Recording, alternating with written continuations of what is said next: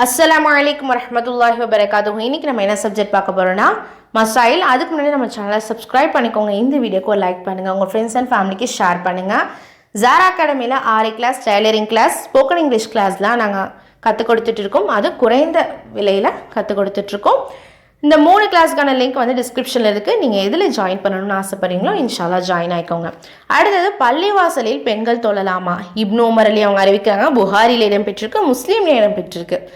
ஆண்களை போன்று பெண்களும் பள்ளிவாசலுக்கு வந்து ஜமாத்துடன் தொழலாம். நபி அவங்களுடைய காலத்தில் பெண்களும் என்ன பண்ணியிருக்காங்க, பள்ளிவாசலுக்கு தொலை வந்திருக்காங்க.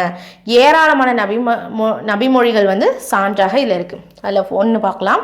உங்கள் மனைவியர் பள்ளிவாசலுக்குள் செல்ல அனுமதி கேட்டால் அவர்களை தடுக்காதீர்கள் என்று நபி ஸல்லல்லாஹு அலைஹி வஸல்லம் அவங்க சொல்கிறாங்க. அதாவது பெண்களும், இது மூலியமாக நமக்கு என்ன தெரியும்னா, பெண்களும் என்ன பண்ணலாம், தொழுக போகலாம். ஜமாத்துடன் தொழுகணும்னு நினச்சிங்க அப்படின்னா நீங்கள் பள்ளிவாசலுக்கு தாராளமாக போகலாம். என்ன சொல்கிறாங்க, உங்களுடைய மனைவியர் பள்ளிவாசலுக்கு போக அனுமதி கேட்டாங்கன்னா நீங்கள் என்ன பண்ணாதீங்க, தடுக்காதீங்க அப்படின்னு சொல்லிட்டு நபி அவங்க சொல்லியிருக்காங்க. அறிவிப்பாளர் ஆயிஷா அலி, நூல் புகாரிலும் முஸ்லீமில் இடம்பெற்றிருக்கு. இது மற்றொரு ஹதீஸு. முஃமினான பெண்கள் தங்கள் ஆடைகளால் போர்த்தி கொன்று நபி ஸல்லல்லாஹு அலைஹி வஸல்லம் அவர்களுடன் ஃபஜர் தொழுகையில் பங்கெடுப்பவர்களாக இருந்தார். தொழுகை முடிந்ததும் தங்கள் இல்லங்களுக்கு திரும்புவார்கள். இருட்டின் காரணமாக அவர்கள் ஒருவரும் அறிந்து கொள்ள முடியாது. அதாவது ஃபஜர் டைமில் என்ன பண்ணுவாங்கன்னா, அதாவது ஃபஜர் தொழுகைக்கு வந்திருக்காங்க பெண்கள். எப்படி வந்திருக்காங்கன்னா, உடல் முழுக்க போத்திக்கிட்டு என்ன பண்ணுவாங்களாம், ஆடையால் போத்திக்கிட்டு வருவாங்களாம்.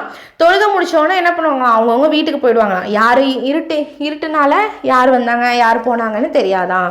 அடுத்தது வந்து இது மூலமா நமக்கு என்ன தெரியுதுன்னா, பெண்கள் வந்து ஆண்களை போல என்ன பண்ணும், ஜமாத்தா தொழுகிறதுக்கு பள்ளிவாசலுக்கு போக அனுமதி இருக்கு. அடுத்தது அறிவிப்பாளர் அபூ ஹுரைரா அலி, முஸ்லீம்ல இடம்பெற்றிருக்கு. இது ஒரு ஹதீஸு. நறுமணம் பூசிக்கொண்ட பெண் நம்முடன் இஷா தொழுகையில் கலந்து கொள்ள வேண்டாம் அப்படின்னு சொல்லிட்டு நபி ஸல்லல்லாஹு அலைஹி வஸல்லம் அவர்கள் கூறினார்கள். என்ன சொல்றாங்கன்னா, நறுமணம் பூசிக்கிட்டு, ஒரு சென்ட்டோ பர்ஃப்யூமோ பூசிக்கிட்டு நீங்க என்ன பண்ண, இஷா தொழுகைக்கு கலந்துக்க கூடாது அப்படின்னு சொல்லிட்டு இது மூலமா நமக்கு தெரியுது. என்னன்னா, நறுமணம் பூசிக்கொண்ட பெண் என்ன பண்ணாங்க, இஷா தொழுகையில் கலந்து கொள்ள வேண்டாம் அப்படின்னு சொல்லியிருக்காங்க. பள்ளிவாசல தொழுகலும், ஆனால் பெண்கள் வந்து வீட்டில் தொழுகிறது ரொம்ப சிறந்ததாக இருக்குது. இப்போ பாருங்க, இப்னு உமர் அலி அவங்க அறிவிக்கிறாங்க. அபுதாவுதில் இடம்பெற்றிருக்கு. பெண்கள் பள்ளிவாசலில் தொழுக அனுமதி இருந்தாலுமே கடமையான தொழுகையை வீடுகளில் தொழுகிறது தான் சிறந்ததாக இருக்குது. அதுக்கான ஹதீஸ் பார்த்துடலாம். உங்களுடைய பெண்கள் பள்ளிகளுக்கு வருவதை விட்டும் தடுக்காதீர்கள், இன்னும் அவர்களுடைய வீடுகளில் தொழுவது அவர்களுக்கு சிறந்ததாகும் அப்படின்னு சொல்லிட்டு நபி ஸல்லல்லாஹு அலைஹி வஸல்லம் அவர்கள் கூறினார்கள். அவங்க வந்து பெண்கள் வந்து பள்ளிவாசலுக்கு போகலாம், அதுக்கு அனுமதி இருக்குது. ஆனால் பெண்கள் வந்து வீட்டில் தொழுகிறது தான் ரொம்ப சிறந்ததாகவும் இருக்குது அப்படின்னு சொல்கிறாங்க. பெண்கள் வந்து பள்ளிகளுக்கு வருவதை விட்டும் நீங்கள் என்ன பண்ணாதீங்க, தடுக்காதீங்க, அவங்க வீட்டிலே தொழுகிறது கூட சிறந்ததாக இருக்குது அப்படின்னு சொல்லிட்டு நபி அவங்க சொல்கிறாங்க. அடுத்தது மண்ணறையில் தொழக்கூடாது. ஆயிஷா அலி அவங்க அறிவிக்கிறாங்க. புகாரில் இடம்பெற்றிருக்கு. அல்லாஹ்வின் தூதர் ஸல்லல்லாஹு அலைஹி வஸல்லம் அவர்களுக்கு இறப்பு நெருங்கிவிட்ட போது தம் முகத்தின் மீது வேலைப்பாடுகள் கொண்ட கருப்பு துணி ஒன்றை போட்டு கொண்டார்கள். வெப்பத்தை உணரும் போது அதை தம் முகத்தில் இருந்து விலக்கி விடுவார்கள். அதே நிலையில் அவர்கள் இருந்து கொண்டிருக்க யூதர்களையும் கிறிஸ்துவர்களையும் அல்லாஹ் தன் கருணையிலிருந்து அப்புறப்படுத்துவானாக. தம் இறை தூதர் ஸல்லல்லாஹு அலைஹி வஸல்லம் தம் இறை தூதர்களின் அடக்கத்தலங்களை வணக்கத்தலங்களாக ஆக்கி கொண்டார்கள் என்று கூறி அவர்கள் செய்ததை போன்று நீங்களும் செய்து விடாதீர்கள் என தம் சமுதாயத்தாரை எச்சரித்தார்கள்.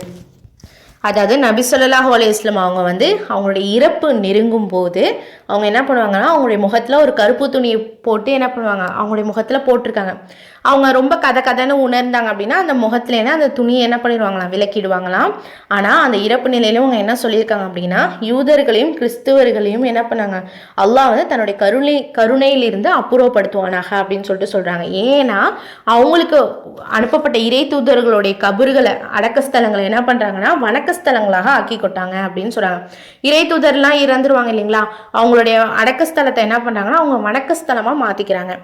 அதனால் அப்படின்னு சொல்லிட்டு அவங்கள போல நீங்களும் என்ன பண்ணாதீங்க, செய்யாதீங்க அப்படின்னு சொல்லிட்டு தன்னுடைய சமுதாயத்தை எச்சரிக்கிறாங்க.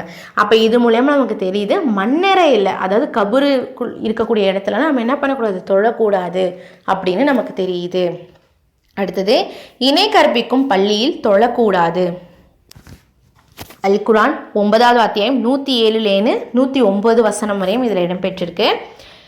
தீங்கு இழைப்பதற்காகவும் ஓர் இறையை மறுப்பதற்காகவும் நம்பிக்கை கொண்டோருடைய பிரிவை ஏற்படுத்திடும். இதற்கு முன் அல்லாஹ்வுக்கும் அவனது தூதருக்கும் எதிராக போரிட்டோருக்கு புகலிடமாகவும் ஒரு பள்ளிவாசலை ஏற்படுத்தி கொண்டோர் உங்கள் நல்லதை தவிர வேற எதையும் நாடவில்லை என்று சத்தியம் செய்கின்றனர். அவர்கள் பொய்யர்களே என்று அல்லாஹ் சாட்சி கூறுகிறான். இன்னொரு வசனம் பாருங்க. அதில் நீர் ஒருபோதும் வணங்காதீர்.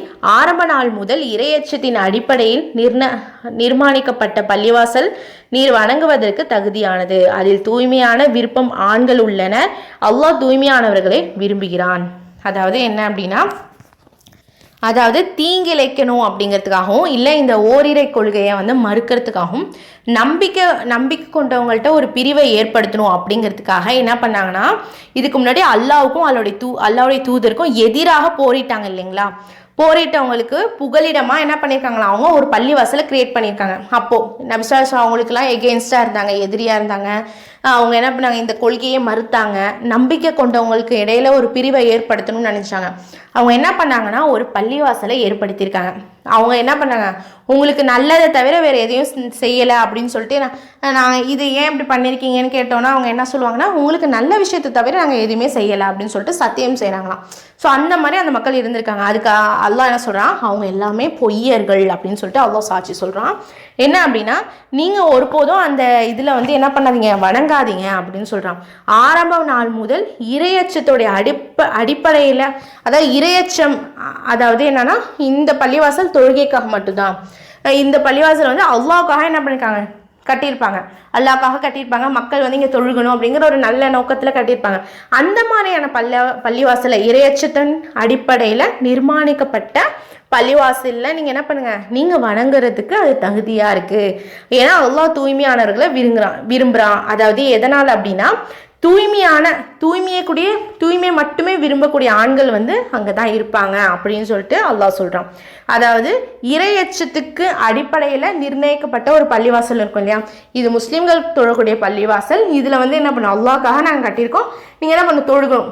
அந்த இடத்துல எந்த ஒரு கபூரும் இருக்காது, எந்த ஒரு தீங்கிழைக்கக்கூடிய விஷயமும் இருக்கவே இருக்காது. அந்த மாதிரி இடத்துல நீங்கள் என்ன பண்ணலாம், தொழுவுங்க அப்படின்னு சொல்லிட்டு அல்லாஹ் சொல்கிறான். இது மூலம் நமக்கு என்ன தெரியுது அப்படின்னா, ஒரு சில பள்ளிவாசலில் என்ன அப்படின்னா, பள்ளிவாசலும் இருக்கும், பக்கத்துலேயே என்ன பண்ணுவோம், அடக்கஸ்தலங்களும் இருக்கும். தர்கா போல் என்ன பண்ணியிருப்பாங்க, அமைச்சிருப்பாங்க. நம்ம ஒரு சில இடத்துல பார்த்துருக்கலாம்.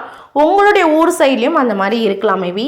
ஸோ அந்த மாதிரி இடத்துலலாம் நம்ம தொழுகிறது மார்க்கத்தில் அனுமதிக்கப்படலை அப்படின்னு நமக்கு புரியுது. ஸோ அந்த பள்ளிவாசலுங்கிறது யாருக்கு உரியதாக இருக்குது அப்படின்னா, அல்லாவுக்கு தான்.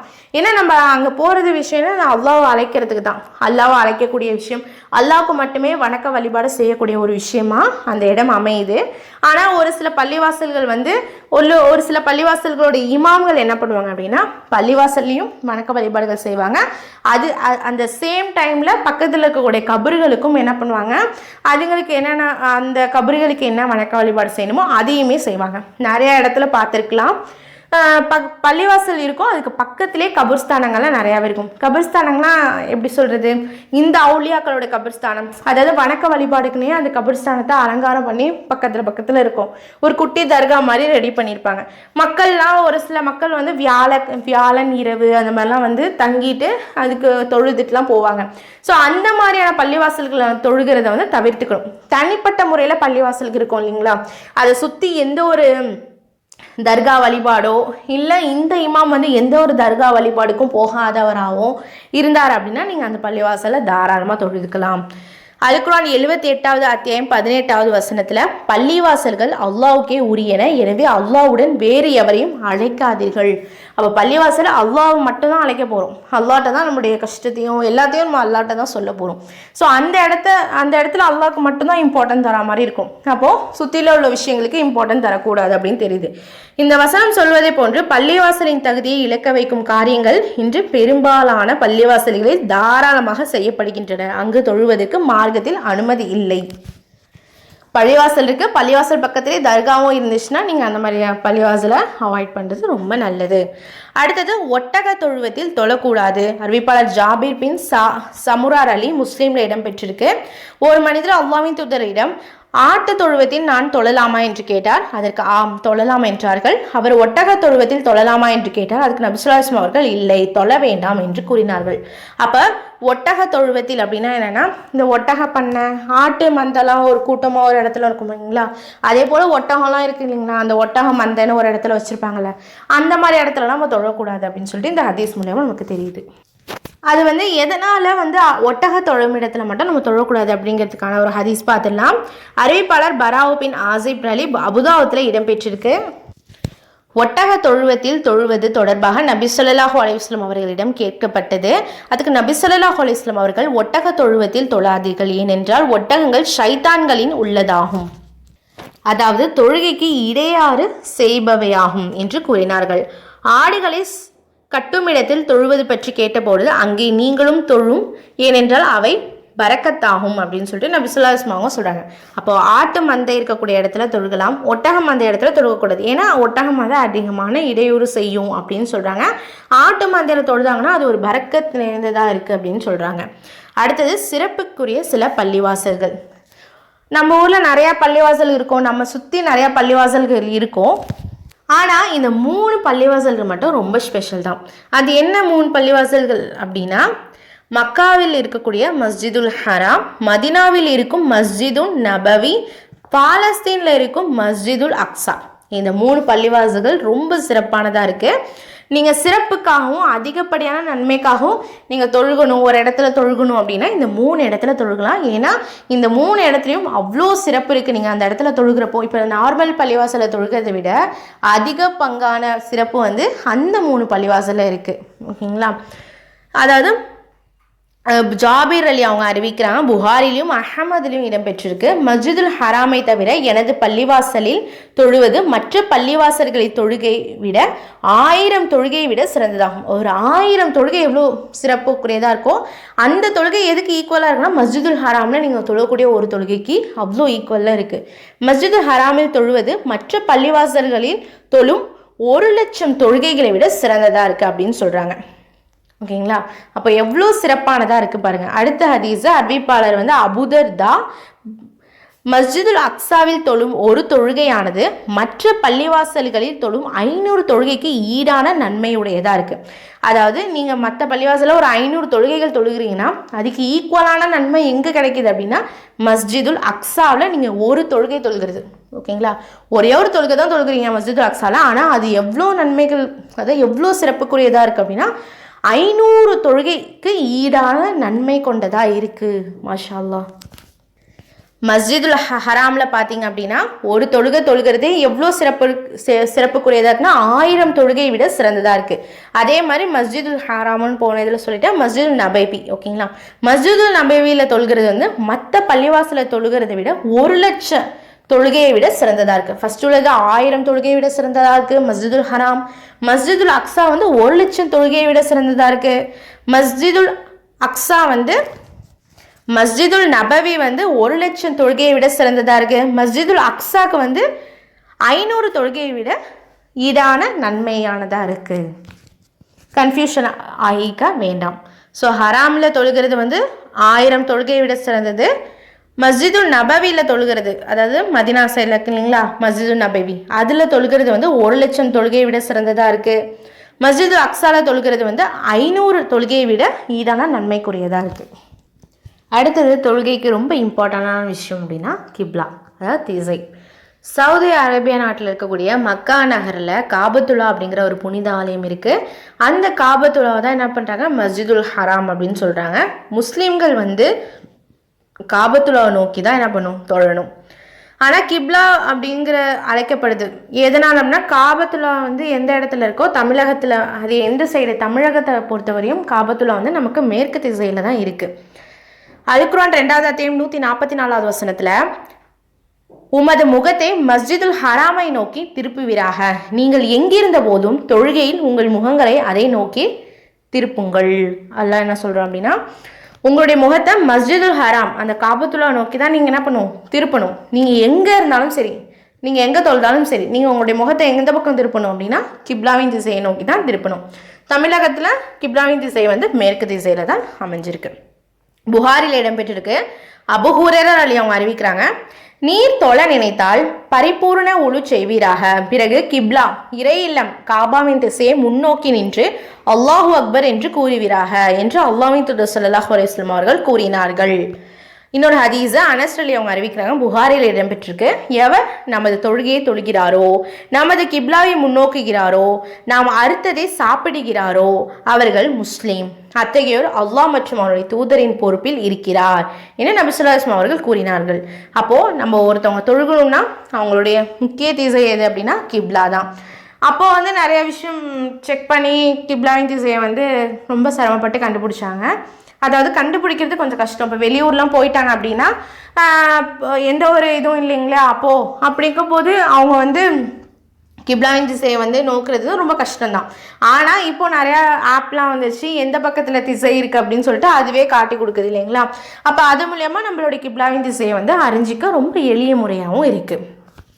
கிப்லாவை முன்னோக்க முடியாவிட்டால், அதாவது கிப்லாவுடைய திசையை வந்து கண்டுபிடிக்க ஏராளமான வழிமுறைகள் இருக்குது, நிறைய ஆப் இருக்குது, செல்ஃபோன்லாம் இருக்குது. ஆனால் அப்பயுமே உங்களுடைய கிப்லாவின் திசையை கண்டுபிடிக்க முடியலன்னா ஸோ அந்த டைமில் எந்த திசையை நோக்கி நம்ம தொழலாம்? இப்போது வந்து உங்கள்கிட்ட ஃபோன்லாம் இருக்குது, நீங்கள் செக் பண்ணிகிட்டு இருக்கீங்க கிப்லாவின் திசை எந்த பக்கம் மேற்கு திசை இருக்குது, காபத்துல்லா திசை எங்கே இருக்குது அப்படின்னு சொல்லிட்டு செக் பண்ணுறீங்க. பட் அப்பயுமே உங்களுக்கு வந்து கரெக்டான காட்டில் இல்லை உங்கள் ஃபோன் ஒர்க் ஆகாமல் போகலாம். ஸோ அந்த மாதிரி டைமில் என்ன பண்ணலான்னா 2வது அத்தியாயம் 115வது வசனத்தில் இடம்பெற்றிருக்கு, கிழக்கும் மேற்கும் அல்லாஹ்வுக்கே உரியன, நீங்கள் எங்கே திரும்பினாலும் அங்கே அல்லாஹ்வின் முகம் உள்ளது, அல்லாஹ் விசாலமானவன் நன்கறிந்தவன். அதாவது இந்த கிழக்கும் சரி மேற்கும் சரி யாருக்கு உரியதா இருக்கு? அல்லாஹ்வுக்கு உரியதா இருக்கு. நீங்க எங்க திரும்பினாலும் சரி அங்க அல்லாஹ்வுடைய முகம் இருக்கு, அல்லாஹ் விசாலமானவனாகவும் நன்கறிந்தவனாகவும் இருக்கிறான். முஸ்லீம்ல இடம்பெற்றிருக்கு. இப்னு உமர் ரலியல்லாஹு அவங்க அறிவிக்கிறாங்க, அல்லாஹ்வின் தூதர் ஸல்லல்லாஹு அலைஹி வஸல்லம் அவர்கள் மக்காவிலிருந்து மதீனா நோக்கி வாகனத்தில் செல்லும் போது தமது முகம் இருந்த திசையில் தொழுதார்கள். இது தொடர்பாக நீங்க எங்க திரும்பினாலும் அங்கேயும் அல்லாஹ் இருக்கிறான் என்னும் வசனம் அருள பெற்றது. அதாவது இந்த மக்காலேருந்து மதீனாக்கு போறப்போ என்ன பண்ணுவாங்கன்னா நபி ஸல்லல்லாஹு அலைஹி வஸல்லம் அவங்க எதில் அவங்களுடைய வாகனத்தில் தானே தொழுகிறாங்க, அந்த வாகனம் எந்த திசையை நோக்கி போகுதோ அந்த திசையிலே அவங்களும் என்ன பண்ணிப்பாங்களாம், தொழுதுப்பாங்களாம். தொழுகையில் கிப்லாவை நோக்கி துப்பக்கூடாது. அறிவிப்பாளர் அனஸ் அலி புகாரில் இடம்பெற்றிருக்கு. கிப்லா திசை உள்ள சுவற்றில் நபி ஸல்லல்லாஹு அலைஹி வஸல்லம் அவர்கள் சலியை கண்டார்கள். அவர் முகத்தில் அதிருப்தி காணப்பட்டது. அவர்கள் எழுந்து தம் கையால் அதை சுரண்டுவார்கள். நிச்சயமாக உங்களில் ஒருவர் தொழுகையில் நிற்கும்போது அவர் தம் இறைவனிடம் அந்தரமாக உரையாடுகிறார். அவருக்கு கிப்லாவுக்கும் இடையே அவரின் இறைவன் இருக்கிறான். எனவே எவரும் கிப்லா திசை நோக்கி உமிழக்கூடாது. தங்களின் இடப்புறமோ தம் பாதங்களுக்கு அடையிலோ அவர் உமிழ்ந்து கொள்ளட்டும் என நபி ஸல்லல்லாஹு அலைஹி வஸல்லம் அவர்கள் கூறிவிட்டு தம் மேலங்கையின் ஒரு பகுதியை பிடித்து அதில் உமிழ்ந்த அதன் ஒரு பகுதியை மறுபகுதியுடன் கசக்கிவிட்டு அல்லது இவ்வாறு அவர் செய்து கொள்ளட்டும் என்று கூறினார்கள். இப்போ வந்து என்ன அப்படின்னா கிப்லாவின் திசையை முன்னோக்கி துப்ப வேண்டாம் அப்படின்னு சொல்கிறாங்க. இப்போ நீங்கள் தொழுதுகிட்டே இருக்கும்போது உங்களுக்கு வந்து ஏதோ ஒரு சளி வருது அப்படின்னு சொல்லியிருந்தீங்கன்னா உங்களுடைய ஆடையில் நீங்கள் என்ன பண்ணலாம், அதை துப்பி நீங்கள் என்ன பண்ணலாம், கசக்கிக்கலாம். இல்லைனாக்கா இடது புறத்தில் துப்பலாம், இல்லைனாக்கா உங்களுடைய காலுக்கு அடியில் துப்பலாம். இல்லைனாக்கா நீங்கள் என்ன பண்ண கிப்லாவின் திசையை நோக்கி துப்பக்கூடாது அப்படின்னு சொல்கிறாங்க. இன்னொன்று என்ன அப்படின்னா நபி ஸல்லல்லாஹு அலைஹி வஸல்லம் அவங்க உமிழ்ந்து அதை வந்து துப்பி அதை துணியால் கசக்கியே என்ன பண்ணுறாங்க, காட்டுறாங்க, இந்த மாதிரி செய்யுங்க. ஏன்னா ஒருத்தவங்க வந்து நபி ஸல்லல்லாஹு அவங்களுடைய நபி ஸல்லல்லாஹு அவங்க வந்து கிப்லாவின் திசையை முன்னோக்கி இருக்கக்கூடிய ஒரு இடத்துல வந்து என்ன பண்ணுறாங்க, சளியே பார்க்குறாங்க. அதை பார்த்துட்டு ரொம்ப என்ன பண்ணுறாங்க, அதிருப்தி ஆகிடுறாங்க. அதை என்ன பண்ணுறாங்க, சுரண்டுறாங்க. மாஷா அல்லாஹ் சுரண்டுறாங்க. அதுக்கப்புறம் தொழுகையில் நீங்கள் தொழுகைக்காக நிற்கும் போது நீங்கள் என்ன பண்ணுங்க, இறைவன்ட்ட நீங்கள் ரகசியமாக என்ன பண்ணிட்டு இருக்கீங்க, உரையாடிட்டு இருக்கீங்க. உங்களுக்கு கிப்லாவின் திசைக்கு இடையே உங்களுக்கும் கிப்லாவின் திசைக்கு இடையே யார் இருக்கா, அல்லாஹ் இருக்கான்.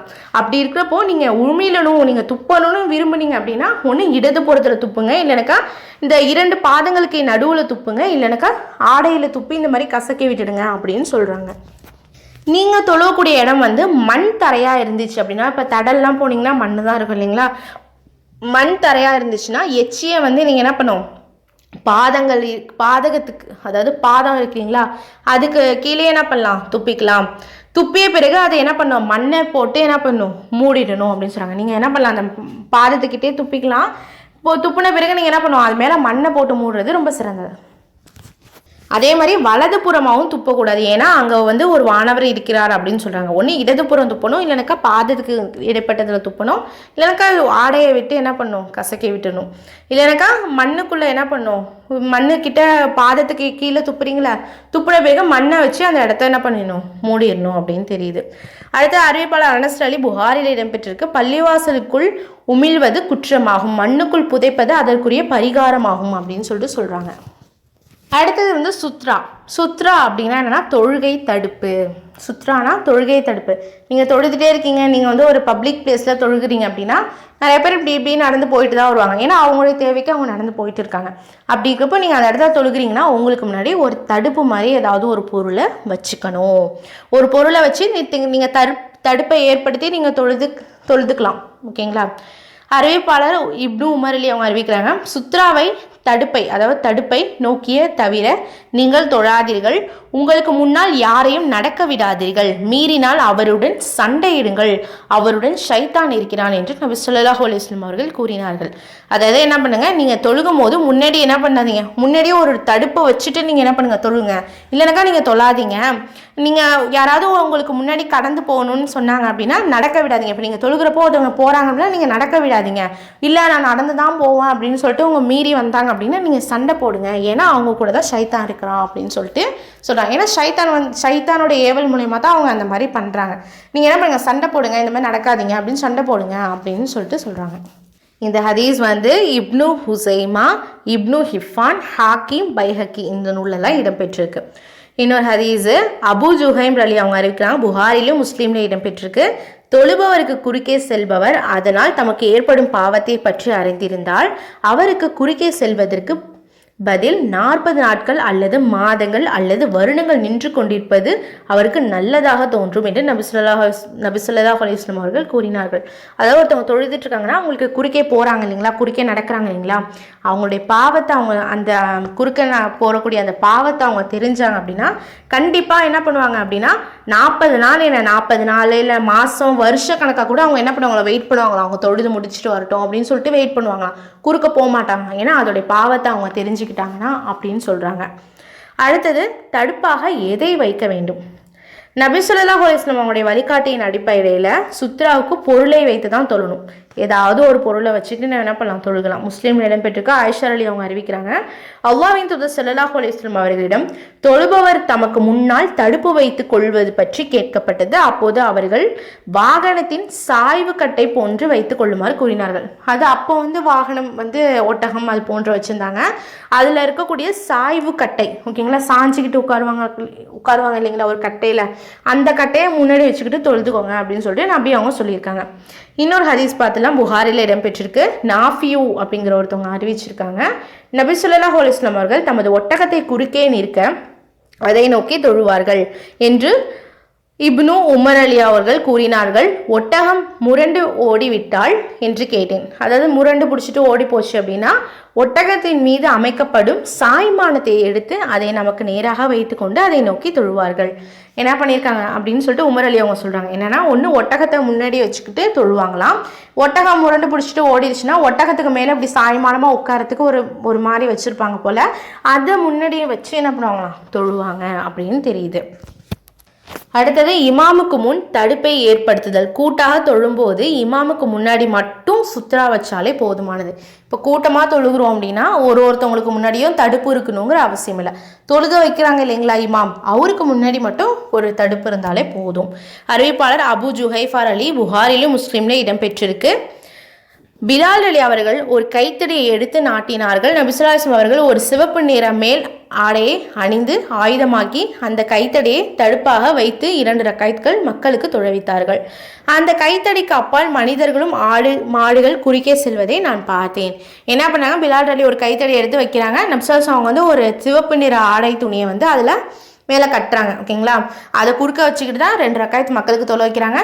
அந்த குறுக்க வச்சுருக்காங்க இல்லைங்களா அந்த சுத்ரா, அதாவது அந்த ஒரு பொருள் என்ன பண்ணுறாங்க அப்படின்னா ஒரு கைத்தடி வச்சுருக்காங்க இல்லையா, அந்த கைத்தடிக்கு அந்த பக்கம் ஆடு போகுது மாடு போகுது எல்லாரும் நடந்து போயிட்டுருக்காங்க. கைத்தடிக்கு இந்த பக்கம் நபி ஸல்லல்லாஹு அலைஹி வஸல்லம் தொலை வச்சிட்ருக்காங்க. அடுத்தது வந்து எவ்வளோ தூரத்தில் அதை வைக்கணும், சுத்ரா வைக்கணும், ஓகே, பட் எவ்வளோ தூரத்தில் வைக்கலாம்? சஹல் பின் அபு ஹஸ்மார் அலி அவங்க அறிவிக்கிறாங்க. அதாவது அபி ஹஸ்மா, சஜிதா செய்யும் இடத்திற்கு சுத்ராவுக்கும் இடையே ஓரிரு ஜான் அளவு இடைவெளி இருந்தாலே போதுமானதாகும். அதைவிட தூரமாக சுத்ரா வைப்பது சரியல்ல. அதாவது என்ன சொல்கிறாங்கன்னா, ஓரிரு ஜான் இருந்தாலே போதும். நீங்கள் சஜிதா செய்யக்கூடிய இடத்துக்கும் அந்த சுத்ராக்கும், அதாவது ஒரு சுத்ரானா ஒரு பொருள் வச்சுருக்கீங்க இல்லைங்களா, ஒரு தடுப்பு பொருள் வச்சுருக்கீங்களா, அந்த பொருளுக்கும் இடையே ஒரு ஜான், ஓரிரு ஜான், ஓகேங்களா, ஓரிரு ஜான் இருந்தாலே போதும். ரொம்ப தூரமாக வைக்கணும், அது சிறப்பானதாக இல்லை, அது சரியும் கிடையாது. உங்களில் ஒருவர் சுத்ரா வைத்து தொழும்போது ஷைதான் அவரது தொழுகையை முறித்துவிடாத வகையில் அதற்கு சுத்ராவுக்கும் நெருக்கமாக அவர் நிற்கட்டும். அதாவது ஓரிரு ஜான் இடைவெளி இருந்தாலே போதும், கொஞ்சம் நெருக்கமாக நில்லுங்க அப்படிங்கிற மாதிரி தான் இந்த ஹதீஸில் இடம்பெற்றிருக்கு. அப்படிங்கிறப்போ உங்களுக்கும் இந்த சுத்ரா உள்ள பொருளுக்கும் ஓரிரு ஜான் இருந்தாலே போதுமானது. இந்த ஹதீஸ் அபுதாவுத்தில் இடம்பெற்றிருக்கு. இன்னொரு ஹதீஸ் நபிசஸ் அவர்கள் தொழுமிடத்துக்கும் சுவற்றுக்கும் இடையே ஒரு ஆடு நடக்கும் அளவுக்கு இடைவெளி இருக்கும். அறிவிப்பாளர் சஹுல் பின் சஅத் அலி முஸ்லிம்லி புகாரிலும் இடம்பெற்றிருக்கு. அதாவது ஒரு நபிசாஸ் அவங்க தொழுகிற இடத்துக்கும் அவங்களுடைய சுவத்துக்கும், அதாவது இப்போ தொழுகிறாங்க அதுக்கும் அந்த சுவற்றுக்கும் இடையே ஒரு ஆடு நடக்கக்கூடிய அளவுக்கு என்ன பண்ணியிருக்கோம், இடைவெளி இருக்கும் அப்படின்னு சொல்கிறாங்க. இன்னொரு ஹதீஸ் இடம்பெற்றிருக்கு, புகாரி தான். அறிவிப்பாளர் நாஃபியும் அப்துல்லா பின் உமர் அலி அவங்க காபாவுக்குள் நுழையும் போது காபாவின் உள்ளே நேராக சென்று வாசல் தம் முதுகுக்கு பின் இருக்குமாறு தமக்கும் எதிர் சுவற்றுக்கும் இடையே 3 முழ இடைவெளி இருக்கும் விதமாகவும் நின்று தொழுவார்கள். அதாவது அவங்களுக்கும் சரி அந்த சுவத்துக்கும் சரி அதுக்கும் இடைவெளி எத்தனை அளவு இருக்குன்னா 3 முழ இடைவெளி இருக்குமா. அதாவது நபிசாஸ் அவர்கள் எந்த இடத்தில் தொழுததாக பிலால் அலி அறிவித்தார்களோ அந்த இடத்தை தேடி தொழுவார்கள். காபாவின் எந்த புறத்தில் நின்று தொழுதாலும் அதில் தவறில்லை. அதாவது காபாவில் எந்த இடத்துல நின்று தொழுதாலும் தவறில்லை. ஆனால் உமர் அலி அவங்க என்ன பண்ணுவாங்கன்னா, நபிசாஸ் அவங்க எங்கே தொழுதாங்க அப்படின்னு சொல்லிட்டு அந்த இடத்துல தேர்ந்தெடுத்து போய் தொழுவாங்களாம். அவங்க தொழுகிறப்போ அவங்க தொழுகிறதுக்கும் அந்த சுவத்துக்கும் இடையே 3 முழ அளவு இடைவெளி இருக்கும் அப்படின்னு சொல்கிறாங்க. பள்ளிவாசலில் சுத்ரா வைக்கலாமா அப்படிங்கிறது பார்த்துலாம். சுத்ரா அப்படிங்கிற ஒரு விஷயம் நபிசஸ் அவங்களுடைய காலத்தில் யூஸ் பண்ணிட்டு தான் இருந்திருக்காங்க. பள்ளிவாசல் அப்போலாம் என்ன பண்ணியிருக்கோம், தூண்கள் வச்சு தான் தொழுவாங்க. பெருசாக அந்த கட்டடம் வச்சுலாம் தொழுததில்லை. நபி அவங்களுடைய காலத்தில் ஒரு 4 பக்கம் ஒரு தூண் வச்சு அதில் தான் என்ன பண்ணியிருக்காங்க, தொழுதுருக்காங்க. ஆனால் இப்போ உள்ள பள்ளிவாசல் அது போல் இல்லை இல்லைங்களா. அறிவிப்பாளர் அனஸ் அலி நூல் புகாரில் இடம்பெற்றிருக்கு. மகரிப் பாங்கு சொன்னது முதல் நபிசுல்லாஹ் அவர்கள் வெளியே வரும் வரை மூத்த நபித்தோழர்கள் 2 ரக்காயத்துகள் முன் சுன்ன தொழுவதற்காக தூண்கள் நோக்கி விரைவார்கள். என்ன பண்ணுவாங்கன்னா, நபிசாஸ் அவங்க தொழுக வைக்கிறதுக்கு முன்னாடி இவங்க என்ன பண்ணுவாங்களா, ஒரு 2 ரக்காயத்து முன் சுன்ன தொழுவாங்களாம். இந்த நபித்தோழர்கள் எல்லாம் அவங்க தொழுறப்போ என்ன பண்ணுவாங்களா, அந்த தூண்கள்லாம் இருக்கும் இல்லைங்களா, அந்த பள்ளிவாசலுக்கிடையே தூண்கள்லாம் இருக்கும் இல்லைங்களா, அந்த தூண்களை நோக்கி போவாங்களாம். ஏன்னா அது ஒரு சுத்ரா தடுப்பு போல் அவங்க என்ன பண்ணியிருக்காங்க, பயன்படுத்தியிருக்காங்க. வரிசைகளுக்கு குறுக்கே செல்லுதல். அதாவது இப்போ நிறையா இப்போ பெருநாள் தொழுகையெல்லாம் பார்க்குறப்போ வரிசையாக தொழுவோம் இல்லைங்களா, கூட்டமாக தொழுவோம். ஒரு சில பேர் லேட்டாக வந்துட்டாங்கன்னா இப்போ குறுக்கையெல்லாம் போகிறாங்க இல்லைங்களா, நம்ம தொழுதுகிட்டே இருப்போம் அப்படின்னு நடந்து போவாங்க. ஸோ அந்த மாதிரிலாம் போகலாமா அப்படின்னா பார்த்துடலாம். இப்னு அப்பாஸ் அலி அவங்க அறிவிக்கிறாங்க, புகாரில் இடம்பெற்றிருக்கு.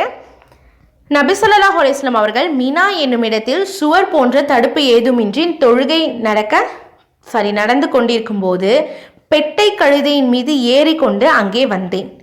அந்த சந்தர்ப்பத்தில் பருவ வயதை நெருங்கி இருந்தேன். மேய்வதற்காக கழுதையை அவிழ்த்து விட்டுவிட்டு சஃபுவுக்கு முன்னே நடந்து சென்று வரிசையில் சேர்ந்து கொண்டேன். இதனை எவரும் ஆட்சேபணிக்கவில்லை. அவங்க என்ன சொல்கிறாங்க அப்படின்னா, மினா அப்படிங்கிற ஒரு இடத்துல சுவருங்கிற ஒரு தடுப்பு எதுவுமே இல்லை. நான் அங்கே தான் என்ன பண்ணேன், அங்கே தான் தொழுகை நடந்துட்டு இருந்துச்சு. நான் அங்கே தான் என்ன பண்ணேன், கழுதை மேலே ஏறி கொண்டுட்டு வந்தேன். நான் என்ன பண்ணேன், தொழுகிறதுக்காக என்ன பண்ணுறாங்க, அவங்க ரெடியாக வராங்க. அவங்க எப்படிப்பட்டவங்க நபராக இருந்திருக்காங்க அப்படின்னா, பருவ வயதை நெருங்கி இருந்திருக்காங்க. அவங்க தொழுகிறதுக்காக என்ன பண்ணாங்க, அவங்களுடைய கழுதையை அவுத்து விட்டு மேயறதுக்காக விட்டுட்டாங்க. அவங்க என்ன பண்ணாங்க, நிறைய பேர் தொழுதுட்ருக்காங்க, இடையில தான் இவங்களும் போகிறாங்க, சஃபுவுக்கு முன்னே தான் நடந்து போகிறாங்க. ஆனால் அங்கே யாருமே ஆட்சேபனை தெரிவிக்கல அப்படின்னு சொல்கிறாங்க. அப்படி இருக்கையில் இப்போ கூட்டமாக தொழுகிறாங்க, நீங்கள் கொஞ்சம் லேட்டாக போயிட்டீங்க அப்படின்னா இந்த இந்த தொழுகிறக்கு குறுக்கே போவாங்க, தொழுதுகிட்டே இருக்கும்போது இப்படி நடந்து போவாங்க, சின்ன பசங்களாம் நடந்து போவாங்க, நம்ம நிறையா பார்த்துருக்கோம் இல்லைங்களா. அப்படி போகிறதுல தப்பு இல்லைன்னு நமக்கு தெரியுது. பாருங்க, இந்த ஹதீஸில் ஜமாத்தா தொழுகை நடக்கும்போது அந்த வரிசைகளுக்கு இடையில் போகிறது வந்து குற்றம் இல்லை அப்படிங்கிறத நம்ம புரிஞ்சுக்கலாம். ஓகேங்களா? தப்பு இல்லை அப்படின்னு புரிஞ்சுக்கலாம். இப்போ ஒரு நபர் தனியாக தொழுகிறாங்கன்னா அவங்களுக்கு குறுக்கே நம்ம போகக்கூடாது. இப்போ கூட்டமாக தொழுகிறாங்க அப்படின்னா நம்ம தொழுகையை முந்திக்கிட்டு போகணும், நம்ம தொழுகணும் அப்படிங்கிற அந்த ஒரு எண்ணம். ரெண்டாவது விஷயம், அந்த இடத்துல இடம் ஃப்ரீயாக இருக்குது அப்படின்னு நம்ம தெரிஞ்சுப்போம். அந்த இடத்துல இடம் ஃப்ரீயாக இருக்குன்னா நம்ம உடனே என்ன பண்ணணும், இவங்களெல்லாம் தாண்டி போனால் தான் அந்த இடத்துக்கு போகணுன்னா நம்ம தாண்டி போகலாம், பிரச்சனையே கிடையாது, அது குற்றமே இல்லை. ஜமாத்துடன் தொழுகும் போதும் சரி, உழு முறிஞ்சிருச்சு அப்படின்னா உழு செய்கிறதுக்காக என்ன பண்ணுவாங்க, வரிசைகளை கடந்து தான் போயாகணும். இல்லைனாக்கா ஏதாவது தொழுகும் போதே உங்களுக்கு உடம்பு நிலை சரியில்லை அப்படின்னா இவங்க என்ன பண்ணுவாங்க, பாதிக்கப்பட்டவங்க அந்த தொழுதுகிட்டே இருக்கிறவங்கள கடந்து தான் போயாகணும். இந்த மாதிரி நிறையா விஷயங்கள் இருந்துட்டு தான் இருக்குது. ஸோ அந்த மாதிரி டைமில் என்ன பண்ணலாம், அந்த தொழுதுட்டு இருக்கவங்களை கடந்து போகலாம் அப்படின்னு சொல்லிட்டு இந்த ஹதீஸ் மூலமா நம்ம தெரிஞ்சுக்கலாம். அல்ஹம்துலில்லாஹ். அஸ்ஸலாமு அலைக்கும் வரஹ்மத்துல்லாஹி வபரகாத்துஹு.